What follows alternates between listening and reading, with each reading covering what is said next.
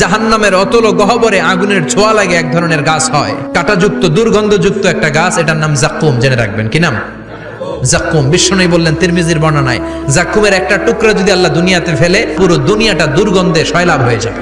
পুরো দুনিয়ার মানুষগুলো জাক্কুমের গন্ধে ওই জায়গায় শেষ, পুরো দুনিয়াটা নষ্ট হয়ে যাবে। ওই কাঁটাযুক্ত জাক্কুম তাদেরকে দেয়া হবে, ক্ষুধার চোটে জাক্কুমই খাইতে শুরু করবে। আহা, খেতেও পারবে না, গিলতেও পারবে না, এবার কয় পানি দাও। জাহান্নামীদের জন্য 4 ধরনের ঝর্ণা আছে। একটার নাম হলো হামিম, মানে ফুটন্ত গরম পানির ঝর্ণা। 2 নম্বরে হলো গসাক, মানে বমি। 3 নম্বরে হলো গিসলিন, দুর্গন্ধযুক্ত রক্ত আর পুজ। 4 নম্বরে হচ্ছে মোহল, পোড়া তেল। খা, দাউ দাউ করে এগুলো থেকে আগুন জ্বলবে, তৃষ্ণার চোটে এগুলোই খেতে চাইবে।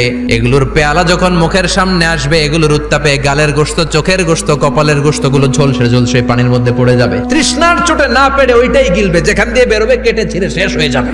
দিস ইজ জাহান্নাম। আমরা জাহান্নাম থেকে পানাহ চাই, চিল্লায় বলেন ঠিক কিনা?